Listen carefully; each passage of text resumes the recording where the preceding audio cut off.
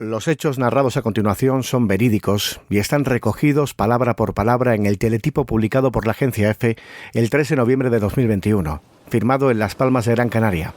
Lo que vas a escuchar no es ficción, es una noticia sepultada por la avalancha de información diaria.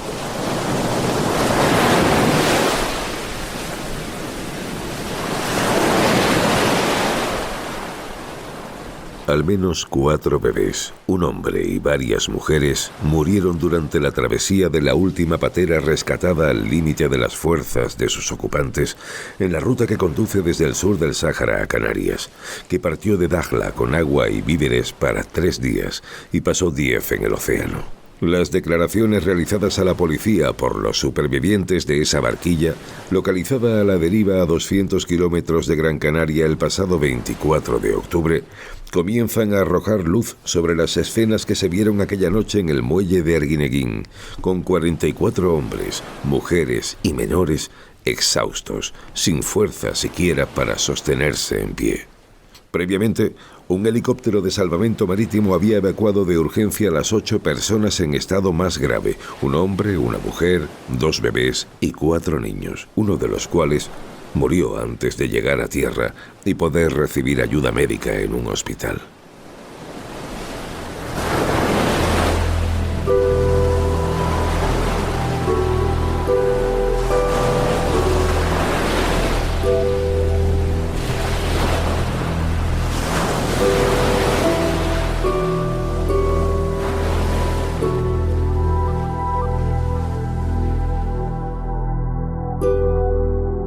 Los relatos de los ocupantes de esa patera no aclaran del todo cuántas personas salieron en ella de Dakhla el 13 o 14 de octubre, porque ninguno ha podido precisar cuántos murieron en el mar.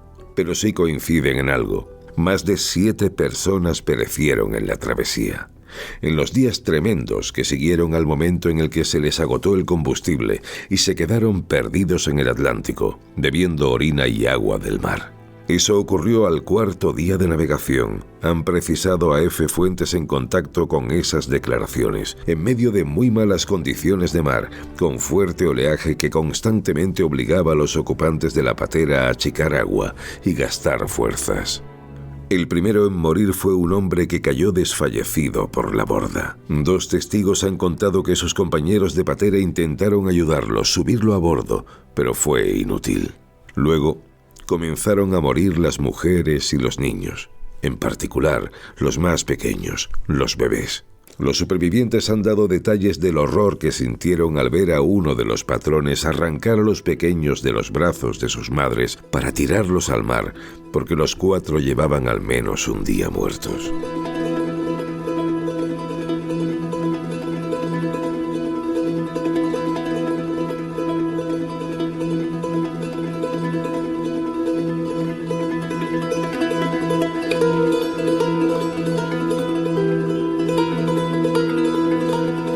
La tragedia de esa patera se había comenzado a fraguar días antes.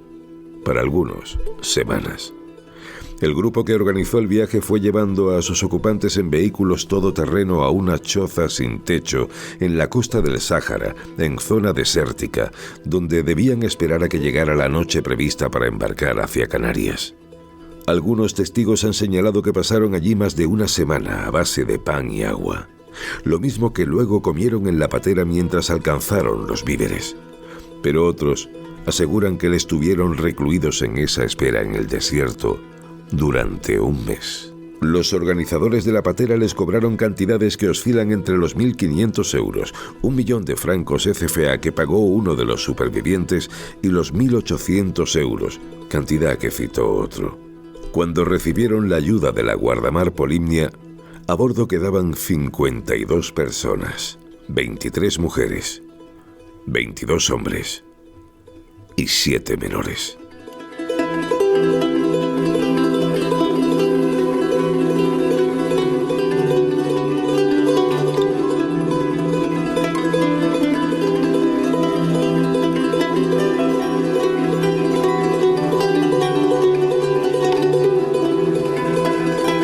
A ver si lo he entendido bien, porque más que una noticia parece el guión de una película de terror.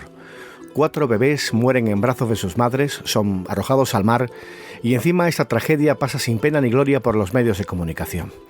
Entre el 3 y el 4 de noviembre estábamos con el debate de presupuestos, con la reforma laboral, la evolución del volcán, la situación del Barça y la muerte de George Dan. Los 4 bebés muertos de camino a España no fueron primera página en ningún periódico, ni se vieron o sonaron en las portadas de ninguna televisión o emisora de radio. Me temo lo peor. La noticia se conoció el 3 de noviembre. Los hechos ocurrieron el 24 de octubre. Me temo, es posible, que los medios consideraran que la noticia se había quedado vieja.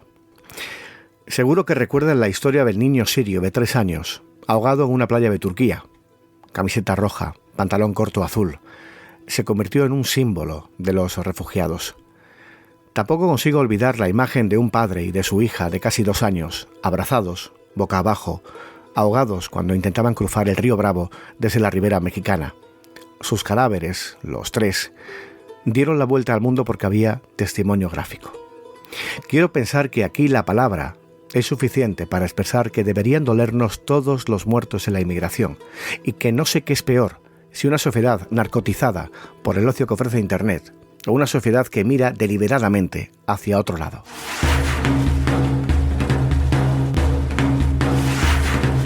Detrás de cada historia hay un periodista dispuesto a contarla, como el autor de este teletipo. Detrás de cada historia hay muchas más historias.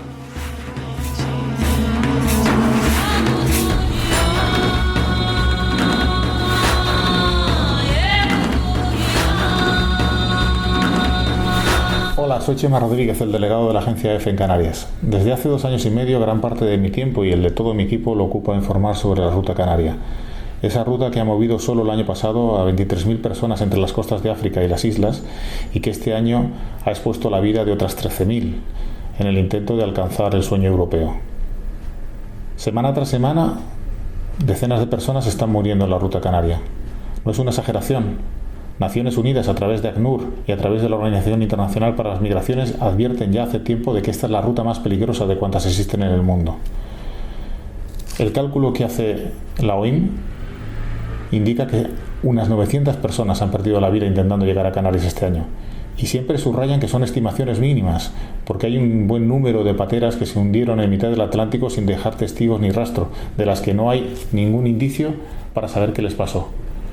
ONGs como Caminando Fronteras, que llegan a la contabilidad de los que salen, de los avisos que reciben de las familias, de las llamadas que reciben en el mar, afirmaba en junio, solo en junio, que durante el primer semestre del año habían muerto 2.000 personas en la ruta canaria, es decir, tantas en 6 meses como en todo el año anterior.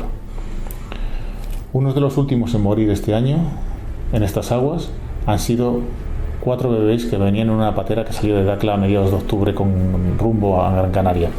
No es algo nuevo, desgraciadamente se repite semana tras semana.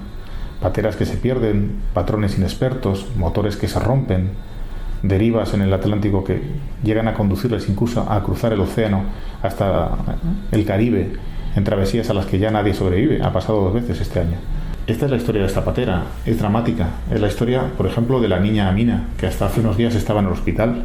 No podía articular palabra del shock que había sufrido hasta entonces. Acaba de reunirse con su padre.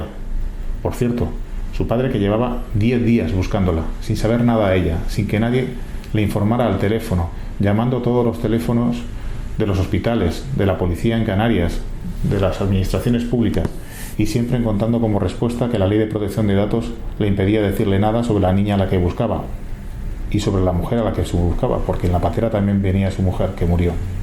No es una patera en la que haya pasado algo extraño. Como decía antes, por desgracia, cientos de personas están muriendo en esta ruta.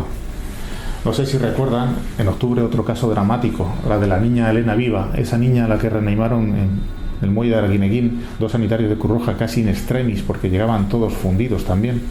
Esa niña que murió a los 5 días en el hospital de deshidratación, de sed. En su patera también venían más niños, más personas.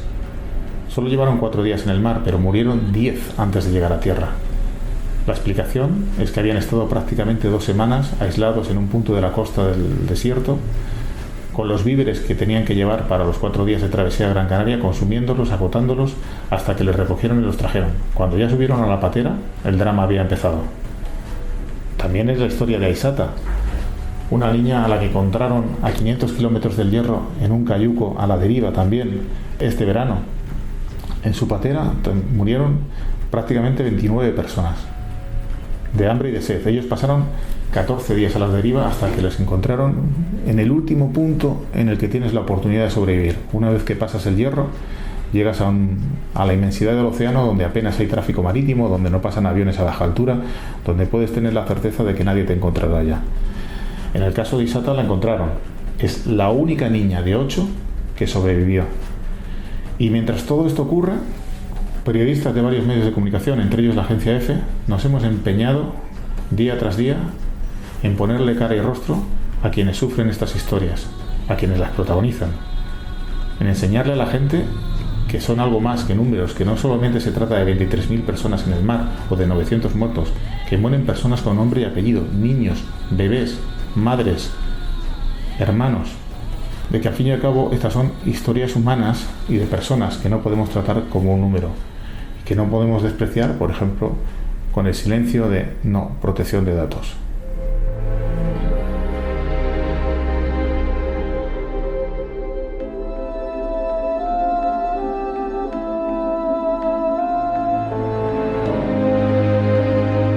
José Antonio Piñero es radioactivo. Episodio 20. La patera.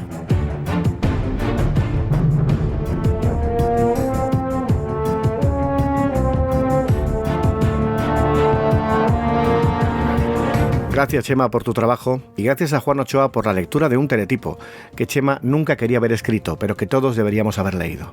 El episodio 20 suena también gracias a la colaboración de Lara Ampuero y David Carvajal. Salud y suerte.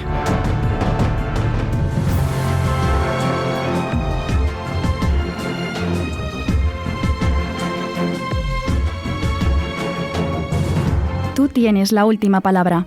Busca en Instagram Radioactivo y en Twitter @radioactivo_es o envía una nota de voz al WhatsApp del programa 670 78 40 65 670 78 40 65.